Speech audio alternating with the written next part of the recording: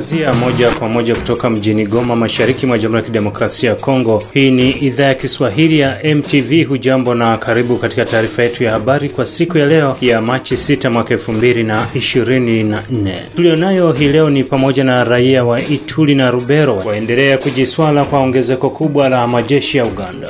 Na maandalizi ya sikukuu ya wanawake duniani yaendelea bila wasiwasi katika mji wa Nairobi, huku upande mwingine polisi waua watu 3. Msikilizaji na mtazamaji, kwa hayo na mengine mengi ni kusihi tuweze kuambatana nami mwanzo hadi mwisho. Kwa niaba ya wote utakaowasikia, mimi ni Tryphon Odas. Karibu.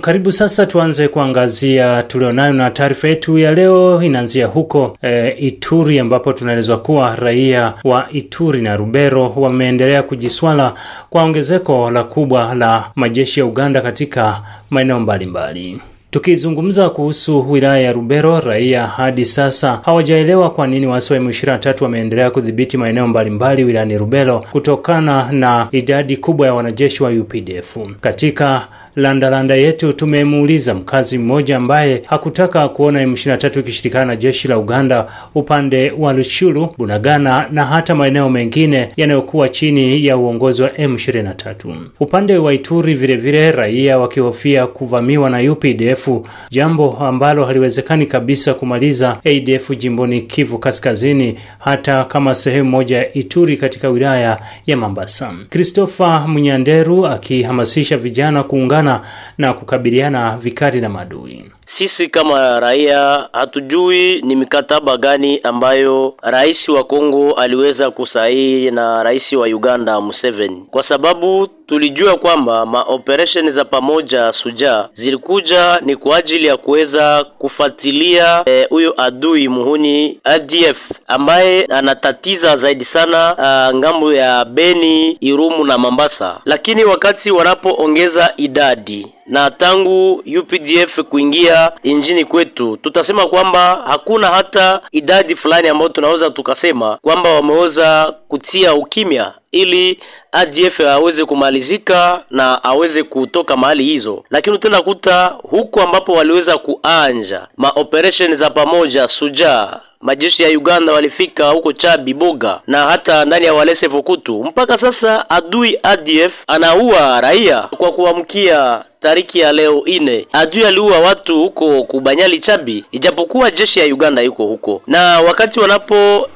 ongeza idadi na kuwapatia nafasi kubwa mpaka wanenda Bunya, Mahagi, sisi kama raia tuko najiuliza ni nini ambayo inafichika nyuma ya hiyo mambo, kwa sababu Bunya hakuna adui ADF, huko Mahagi hakuna ADF, na Mahagi na kwa mtaa ambayo tunajua kwamba tangu tatizo la vita lilianza ndani ya Ituri ni mtaa ambao unakuwa na ukimya. Hakuna hiyo mambo ya hata makundi fulani za za wale ambao wamemiliki silaha kinyume cha sheria. MTV imezungumza pia na Mali Dogo Rams, mmoja wa wanaharakati wa shirika la CRDH wilayani Mambasa. Ujio wa jeshi la UPDF ndani ya jimbo letu la Ituri ilikuwa ajibu kwa maombi na malalamiko ya wakaaji, ya wale ambaye walikuwa kiishi ndani ya eneo ya Mambasa, province ya Ituri, wakati ADF alikuwa amevamia hiyo territoire akiua watu siku kwa siku, kwa kuwa ADF alikuwa amekuwa jirani ya population, alikuwa naishi kando ya mji fulani ya mkoa wa Mambasa.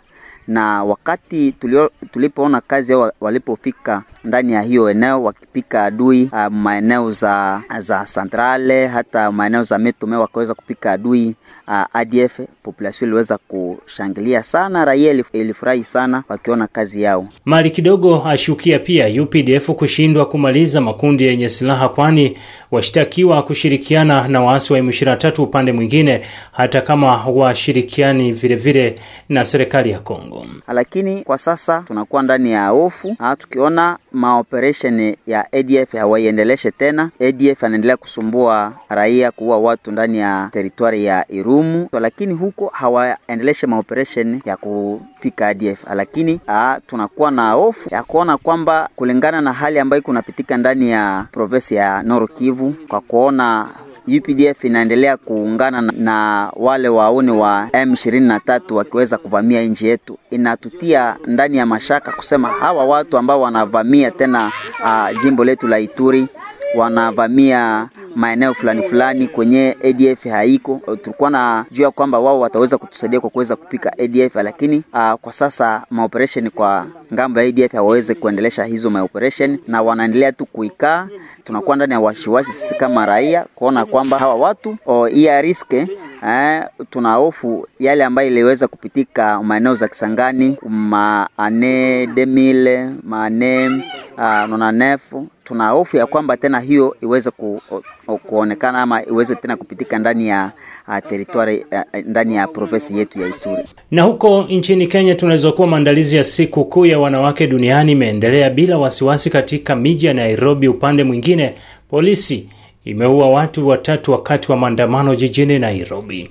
Dennis Chisaka anazungumza akiwa Nairobi. Siku ya kusherehekea wanawake duniani itakayofanyika tarehe 8 ni maandalizi tu, na baadhi ya viongozi wanawake wakiendeleza kusinikiza ama kuitaka serikali kupitisha baadhi ya sheria ambazo zilipendekezwa ili kuweza kumlinda mwanamke. Kumbuka kumekuwa nchini Kenya na visa vya mauaji ya wanawake ambavyo vimekuwa vingi tu, na baadhi ya viongozi wanawake wametaka sheria kuwekwa itakayowalinda wanawake, lakini pia kuchukua hatua kwa wale ambao wanapatikana na hatia ya kushiriki dhulma za kijinsia. Lakini kwa kukujuza tu, kando na siku ya wanawake ambayo inatarajiwa kusherehekewa tarehe 8, ni kwamba hii leo takriban watu 5 wameuawa na kufuatia maandamano ambayo yamekuwepo kuanzia usiku kwa mkia leo. Maandamano haya yametokana na hatua ya polisi kuwaua watu 2 katika eneo la Kariakoo huko Nairobi, ambapo baada ya mauaji hayo ya watu 2 ambayo wanasema kwamba ni mtoto wa miaka 13 na miaka 16. Kwa hiyo baada ya ufyatuliaji risasi huo wa polisi, waandamanaji walianza maandamano, wakaingia katika kituo cha polisi cha Shauri Moyo, wakachoma kituo hicho cha polisi pamoja na gari la polisi na nyumba ya chifu wa eneo hilo na kupelekea vurugu. Maandamano yamekuwepo usiku kucha pamoja na mchana mzima, kumekuwa na maandamano, na katika vurugu hizo inasemekana kwamba polisi pia wamewaua watu wengine 4. Licha ya kuwa polisi hawaruhusu vyombo vya habari kufika eneo hilo ili kuweza kuhakikisha taarifa hizi, lakini inasemekana kuwa watu wengine 4 wamefariki baada ya kupigwa risasi wakati wa maandamano, kando na wale ambao 2 waliuawa jana usiku. Kwa hiyo ndio taarifa ambayo tunafuatilia muda huu. Wale ambao tayari walijeruhiwa wamepelekwa katika chumba cha matibabu cha Kenyatta hapa Nairobi, na tunaendelea kufuatilia taarifa hii. Ni mwanahabari wetu Dennis Chisaka kama ripoti yake ilivyosikika hapo. Na sasa tupae hadi huko jijini Dodoma nchini Tanzania, ambapo tunaweza kuwa umoja wa vijana wa Chama cha Mapinduzi CCM UVCCM umeahidi kuhakikisha jumuiya hiyo inachochea ushindi wa kishindo kwa CCM kuelekea uchaguzi mkuu wa mwaka huu nchini Tanzania kwa kuandaa midaharo mbalimbali ili kueleza mazuri yaliyofanyika chini ya serikali ya awamu ya 6 inayoongozwa na Rais Daktari Samia Suluhu Hassan. Ili kutimiza hilo, umewataka vijana kushiriki na kuhamasisha ushiriki wa wengine katika maboresho ya daftari la kudumu la wapiga kura ili wapate uhalali wa kupiga kura. Ndugu vijana wenzangu, kazi iliyoko mbele yetu ni kubwa. Lakini kazi hii haitokuwa kubwa kama kila kijana akitambua wajibu wake, kama kila kijana akitambua nafasi yake kuipa ushindi Chama cha Mapinduzi kuelekea katika uchaguzi mkuu. CCM oye! Ni jukumu letu vijana wenzangu kulinda, kutetea na kupambania sera za mipango thabiti ya Chama cha Mapinduzi. Lengo la kwanza kama vijana wa jumuiya hii ni lazima kuhakikisha malengo yale yaliyowekwa na Chama cha Mapinduzi basi yanafanyika kwa viwango vijuu. Malengo hayo ni kushinda uchaguzi. Uchaguzi huu tunashindaje bila kujipanga? Tutajipanga. Katika idara hii ya uhamasishaji na chipukizi, kwa kuwa nipo hapa, ninawaahidi vijana wenzangu, tutajipanga kushinda uchaguzi. Tutashinda kwa kishindo kikubwa, lakini endapo tukitambua wajibu wetu. Hatutaishia kuhamasisha, lakini tutakuwa mabalozi wazuri wa Chama cha Mapinduzi Tutakuwa mabalozi wazuri wa taifa letu kuchagua viongozi wenye utu na sio uchu wa madaraka. Kupitia hadhara hii, vijana, lazima tutambue kwamba kazi iliyoko mbele yetu ni kupokea, kutekeleza ushauri na maagizo na maelekezo yote yanayotolewa na Chama cha Mapinduzi. Na maagizo haya tutayatekeleza kwa vitendo, tutayatekeleza kwa nidhamu. Kama vijana inatupasa tuwe na nidhamu, ukakamavu pamoja na utii kwa taifa letu. Tutajibu mapigo yote kwa hoja. Hoja tunazo, sababu tunayo ya kuomba kila mwananchi aweze kukichagua Chama cha Mapinduzi. Pia umeahidi umoja huo kuwa mabalozi wazuri wa taifa kwa kuchagua viongozi wenye utu na wasio wenye uchu wa madaraka. Katibu wa idara ya uhamasishaji na chipukizi wa UVCCM taifa, Jessica Mshama, ametoa ahadi hiyo leo jijini Dodoma baada ya kupokelewa makao makuu ya ofisi ya jumuiya hiyo. Akitoa salamu za UVCCM, mkuu wa utawala na uendeshaji wa UVCCM makao makuu Amina Kauno na mwenyekiti wa UVCCM mkoa wa Dodoma Abdul Habibu Mwanyemba wameahidi kutoa ushirikiano katika kuhakikisha kura za Rais Dr. Samia Suluhu Hassan zinapatikana. Tuko tayari kukusaidia, kushirikiana na wewe kwa namna ambavyo utaenda kutimiza majukumu yako ya nafasi hiyo ambayo umeteuliwa nayo. Sisi kama vijana wa mkoa wa Dodoma tunakuahidi tutatoa ushirikiano wetu wa dhati wa hali na mali, kwanza katika kwenda kufanya kazi ambazo zitaleta maendeleo, lakini pili, kama vijana wa mkoa wa Dodoma tunasi uendelee kutujenga, tusiende kuwa wabeba mabegi ya wagombea wengine. Kitu pekee ambacho tunatakiwa kwenda kukitafuta ni kura za Mama Samia. Kwa hiyo katika kwenda kuzitafuta kura za Mama Samia tupo kifua mbele, lakini katika nafasi zingine nataka utushawishi na uendelee kutusii vijana. Sasa tujitoe na tuende tukashiriki katika chaguzi kwa kuchagua pamoja na kuchaguliwa kuwa viongozi. Katibu huyo aliteuliwa na sekretarieti ya halmashauri kuu ya CCM taifa kushika nafasi hiyo Februari 21 mwaka huu. Na tukisalia huko jijini Dodoma katika makao makuu ya nchi ya Tanzania, tunaeleza kuwa mamlaka ya udhibiti wa ununuzi wa umma PPRA imetoa maelekezo 8 kwa mamlaka ya serikali za mitaa, ikiwemo kuanzisha haraka michakato ya ununuzi inayohusu fedha za mfuko wa jimbo ndani ya mfumo wa kielektroniki wa ununuzi wa umma NeST. Mamlaka hayo yametolewa leo jijini Dodoma na mkurugenzi wa PPRA Dennis Simba wakati akifungua mafunzo ya matumizi ya mfumo wa NeST kwa wakurugenzi, wataalamu wa tehama na maofisa ununuzi ngazi za mikoa na halmashauri nchini Tanzania. Amesema ni lazima uhakikishe mchakato huo unaainishwa kwenye maeneo ambayo fedha zake zipo na hawajaanzisha ndani ya mfumo wa NeST.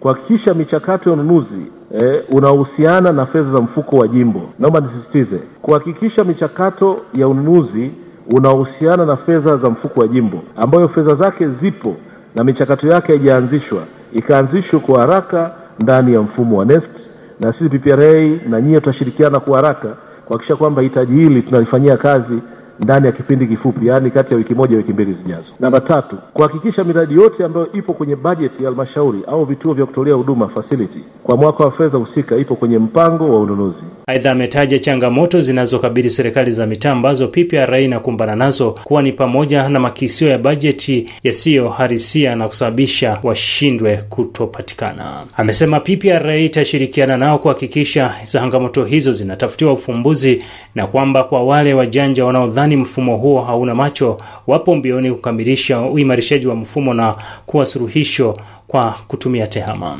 Zipo changamoto ambazo halmashauri za ngazi za chini ya serikali ya mitaa mnakumbana nazo mnapokuwa mnafanya shughuli za ununuzi, ikiwemo kuwa na makisio ya bajeti yasiyo halisia na hivyo kufanya wazabuni washindi kutopatikana, kuwa na gharama kubwa za wazabuni ikilinganisha na bei za taasisi nunuzi, zabuni zopatwa zabuni lakini wazabuni wameshindwa au wamechelewa kuanza utekelezaji wa mikataba. Baadhi ya wazabuni wana mikataba mingi na hawawezi kutekeleza mikataba kwa wakati. Mwamko mdogo wa wazabuni kujisajili katika mifumo ya NeST, uelewa mdogo kwa watumiaji wa mfumo kwa upande wa taasisi nunuzi, uelewa mdogo wa wazabuni katika kujaza bei katika mfumo wa NeST, kutokupata wazabuni kwa wakati, jambo linalochelewesha utekelezaji wa miradi, mafundi wanaomba kazi kuwa wachache hivyo kupelekea bei kuwa kubwa. Sheria mpya ya ununuzi wa umma wa mwaka 2023 imeanza kutumika Juni 2024, ikitajwa kuwa na mafanikio mengi ikiwemo kuongeza uwazi na uwajibikaji. Msikilizaji na mtazamaji wetu, kwa ripoti hiyo ndio tunatamatisha taarifa yetu ya habari. Sina shaka kuwa umehabarika vya kutosha kwa siku ya leo.